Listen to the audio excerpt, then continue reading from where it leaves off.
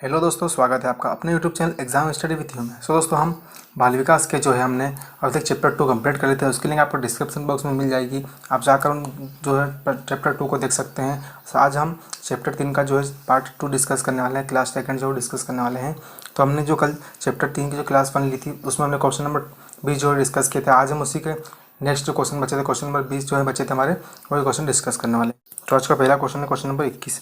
निम्नलिखित में से कौन सा मुख्य रूप से आनुवंशिक संबंधी कारक है? ऑप्शन नंबर 1 है आंखों का रंग, ऑप्शन नंबर 2 है सामाजिक गतिविधियों की में भागीदारिता, ऑप्शन नंबर 3 है समकक्ष व्यक्तियों में समूह के प्रति अनुभूति, ऑप्शन नंबर 4 है चिंतन पैटर्न। तो इसका सही उत्तर जो होगा वो हो जाएगा हमारा ऑप्शन नंबर 1 जो है उसका सही हो जाएगा कि आनुवंशिकता संबंधी कारक जो है वो हमारा आंखों का रंग। तो इसका ऑप्शन नंबर 1 जो है राइट क्वेश्चन है। Question number 22। निम्नलिखित में से के अतिरिक्त सभी वातावरणीय कारक विकास को आकार देते हैं? तो ऑप्शन नंबर 1 है पौष्टिकता की गुणवत्ता, ऑप्शन नंबर 2 है संस्कृति, ऑप्शन नंबर 3 है शिक्षा की गुणवत्ता, ऑप्शन नंबर 4 है शारीरिक गठन। तो इसका सही उत्तर जो होगा वो हो जाएगा हमारा ऑप्शन नंबर 4 जो है इसका वो सही हो जाएगा कि शारीरिक गठन को छोड़कर जो है वह सभी जो है विकास को जो है आकार देते हैं।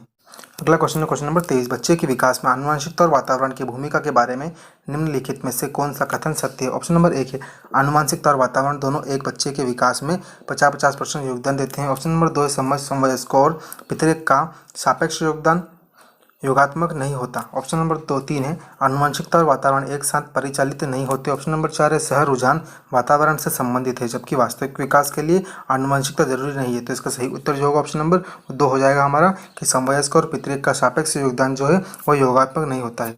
अगला क्वेश्चन है क्वेश्चन नंबर 24। संस्कृति पर शिक्षा का क्या प्रभाव पड़ता है? ऑप्शन नंबर 1 है संस्कृति की निरंतरता को बनाए रखना, ऑप्शन नंबर 2 है संस्कृति के हस्तांतरण को में सहायता करना, ऑप्शन नंबर 3 है संस्कृति का परिष्करण, ऑप्शन नंबर 4 उपरोक्त सभी। तो इसका सही उत्तर जो होगा वो हो जाएगा हमारा ऑप्शन नंबर 4 जो हो जाएगा उपरोक्त सभी जो इसका राइट हो जाएगा। अगला क्वेश्चन है क्वेश्चन नंबर 25। निम्नलिखित में से कौन सा कथन सत्य है? ऑप्शन नंबर 1 है आनुवंशिकता बनावट व्यक्ति के परिवेश की गुणवत्ता के प्रति प्रचुरात्मकता को प्रभावित करती है, ऑप्शन नंबर 2 है गोद लिए गए बच्चों का वही बुद्धि लब्धांक IQ होता है जो गोद लिए गए उनके सगे भाई बहनों का होता है, ऑप्शन नंबर 3 है अनुभव मस्तिष्क के विकास को प्रभावित करता है, ऑप्शन नंबर 4 है विद्यालयीकरण का बुद्धि पर कोई प्रभाव नहीं पड़ता। तो इसका सही उत्तर जो होगा वो हो जाएगा हमारा ऑप्शन नंबर 1 जो इसका सही हो जाएगा कि आनुवंशिकता बनावट व्यक्ति के परिवेश की गुणवत्ता के प्रति प्रचुरात्मकता को प्रभावित करती है। क्वेश्चन है क्वेश्चन नंबर 26। मानवीकरण विकास के आनुवंशिक एवं परिवेश की भूमिका के संदर्भ में निम्नलिखित में से कौन सा कथन समुचित है? ऑप्शन नंबर 1 है विकास के विभिन्न क्षेत्रों में आनुवंशिकता का परिवेश का सापेक्ष प्रभाव परिवर्तनशील है, ऑप्शन नंबर 2 है भारत सरकार की विविधात्मक क्षतिपूरकता संबंधी नीति मानवीय विकास में प्रकृति की भूमिका पर आधारित है, ऑप्शन नंबर 3 है परिवेश की भूमिका लगभग स्थिर सी रहती है जबकि आनुवंशिकता का प्रभाव परिवर्तित हो सकता है, ऑप्शन नंबर 4 है व्यवहारवाद के सिद्धांत प्रायः मानवीय विकास में प्रकृति की भूमिका पर आधारित है। तो इसका सही उत्तर जो होगा वो हो जाएगा हमारा ऑप्शन नंबर 1 जो इसका सही हो जाएगा वो हो जाएगा विकास के विभिन्न क्षेत्रों में आनुवंशिकता एवं परिवेश का सापेक्षिक प्रभाव परिवर्तनशील है। Question number 27। निम्नलिखित में से कौन सा कथन सही नहीं है? ऑप्शन नंबर 1 है वंशानुक्रम माता पिता से संतान के गुणों का संचरण है, ऑप्शन नंबर 2 है विकास प्राणी और उसके पर्यावरण की अंतःक्रिया का परिणाम है, ऑप्शन नंबर 3 है आनुवंशिकता व्यक्ति की जन्मजात विशेषताओं का शोधन है, ऑप्शन नंबर 4 है माता पिता के शारीरिक और मानसिक विशेषताओं का संतानों से संचरित होना आनुवंशिकता है। तो इसका सही उत्तर जो होगा वो हो जाएगा हमारा ऑप्शन नंबर 3 जो इसका वो सही हो जाएगा कि वंशानुक्रम जो है व्यक्ति की जन्मजात विशेषताओं का शोधन है।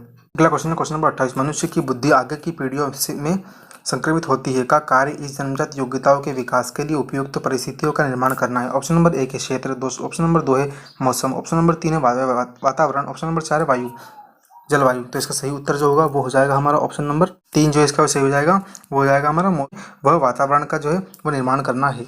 क्वेश्चन है क्वेश्चन नंबर 29। वंशानुक्रम के संदर्भ में गलत कथन निम्न में से कौन सा है? ऑप्शन नंबर 1 है वंशानुक्रम बालक का लिंग निर्धारण करता है, ऑप्शन नंबर 2 है यह शारीरिक गठन में महत्वपूर्ण योगदान देता है, ऑप्शन नंबर 3 है यह जुड़वा बालकों के जन्म में योगदान देता है, ऑप्शन नंबर 4 है इसमें रुचि अभिवृत्ति पसंद नापसंद तथा मस्तिष्क की संवेदनात्मक भावनाएं समावेशित होती है। तो इसका सही उत्तर जो हो जाएगा वो हो जाएगा हमारा ऑप्शन नंबर 4 जो है इसका वो सही हो जाएगा कि जो है वह इसमें रुचि अभिवृत्ति पसंद नापसंद तथा मस्तिष्क की संवेदनात्मक भावनाएं समावेशित होती है।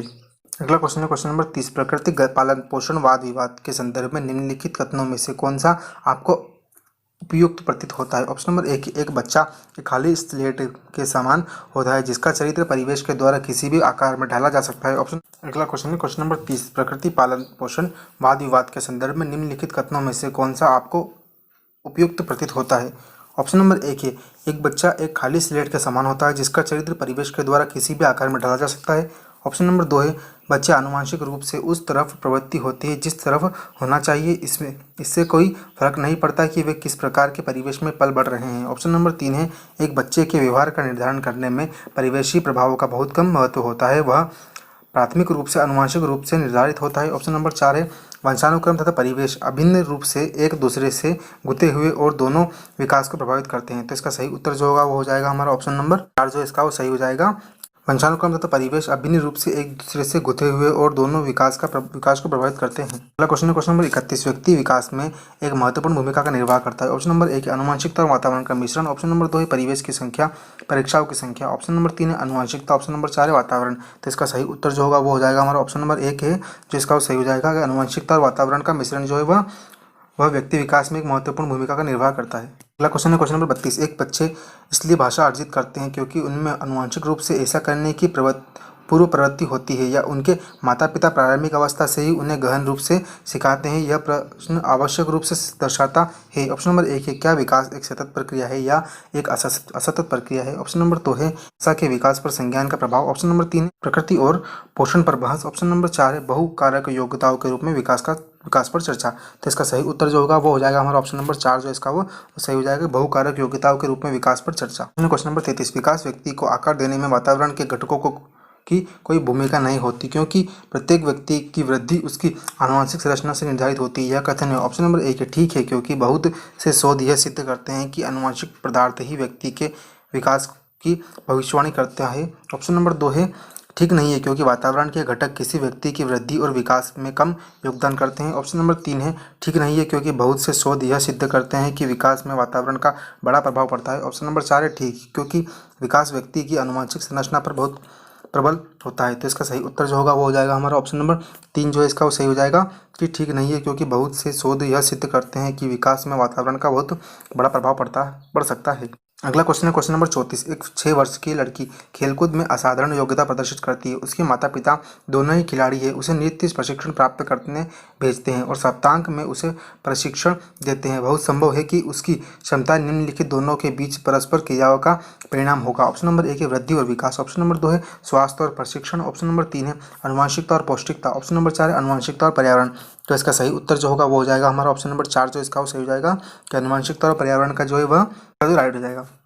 अगला क्वेश्चन क्वेश्चन नंबर 35, प्रकृति पोषण विवाद में प्रकृति से क्या अभिप्राय है। ऑप्शन नंबर एक है, जैविक विशिष्टताओं का आनुवांशिक क्रम सूचना है। ऑप्शन नंबर दो है, एक व्यक्ति की मूल प्रवृत्ति। ऑप्शन नंबर तीन है, भौतिक और सामाजिक संसार की जटिल शक्तियाँ। ऑप्शन नंबर चार है, हमारे आसपास का वातावरण।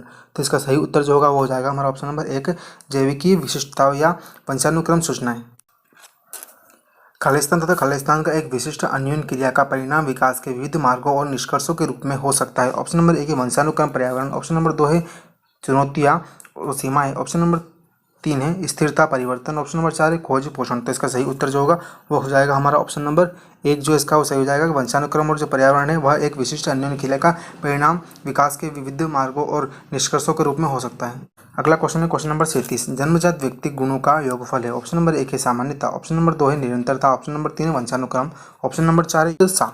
तो इसका सही उत्तर जो होगा वो हो जाएगा हमारा ऑप्शन नंबर तीन, जो इसका वो सही हो जाएगा कि वंशानुक्रम जो है वो जन्मजात व्यक्ति के गुणों का योगफल होता है। क्वेश्चन है क्वेश्चन नंबर 38, व्यक्ति में उन मनोशारीरिक अवस्थाओं का गतिशील संगठन जो उसके पर्यावरण के साथ अद्वितीय सामंजस्य निर्धारित करता है कहलाता है। ऑप्शन नंबर एक है, व्यक्तित्व। ऑप्शन नंबर दो है, समायोजन। ऑप्शन नंबर तीन है, संवेदना। ऑप्शन नंबर चार है, चरित्र। तो इसका सही उत्तर जो होगा वो हो जाएगा हमारा ऑप्शन नंबर एक, वह कहलाता है जो है वह व्यक्तित्व कहलाता है। क्वेश्चन है क्वेश्चन नंबर 29, सामान्य पुरुषों में XY गुणसूत्र होता है जबकि सामान्य महिला में होता है। ऑप्शन नंबर एक है, XX गुणसूत्र। ऑप्शन नंबर दो है, XY गुणसूत्र। ऑप्शन नंबर तीन है, XX गुणसूत्र। ऑप्शन नंबर चार है, X गुणसूत्र। तो इसका सही उत्तर जो होगा वो हो जाएगा हमारा ऑप्शन नंबर एक, जो इसका सही हो जाएगा कि महिला में जो है वह XX गुणसूत्र होता है। अगला क्वेश्चन है क्वेश्चन नंबर 40, वातावरण वह बाहरी शक्ति है जो हमें प्रभावित करती है, किसने कहा है। ऑप्शन नंबर एक है, वुडवर्थ ने। ऑप्शन नंबर दो है, रास ने। ऑप्शन नंबर तीन है, अनास्टसी ने। ऑप्शन नंबर चार है, इनमें से कोई नहीं। तो इसका सही उत्तर जो होगा ऑप्शन नंबर दो हो जाएगा कि जो वातावरण जो बाहरी शक्ति है जो हमें प्रभावित करती है, यह कथन जो कहा है वह रास ने कहा है। तो इसका ऑप्शन नंबर 2 जो है वो राइट हो जाएगा। तो अगर आपको वीडियो पसंद आए वीडियो को लाइक करें, वीडियो को शेयर करें तथा चैनल को सब्सक्राइब नहीं किया हो तो चैनल को सब्सक्राइब करें और साथ ही बेल आइकन को प्रेस करना ना भूलें, जिससे कि आपको आने वाले सारे क्लास के नोटिफिकेशन मिल पाएंगे और आपकी तैयारी बहुत अच्छी तरह से हो पाएगी। और दोस्तों अगर अभी तक आप हमारे टेलीग्राम चैनल से ऐड नहीं हुए हैं तो टेलीग्राम पर आप exam study with you search करके ऐड हो सकते हैं, जिससे कि आपको सारे क्लास के PDF मिल पाएंगे और सारी क्लास के क्विज मिल पाएंगे, जिससे कि आपकी कितनी तैयारी हुई है उसका एनालिसिस हो पाएगा।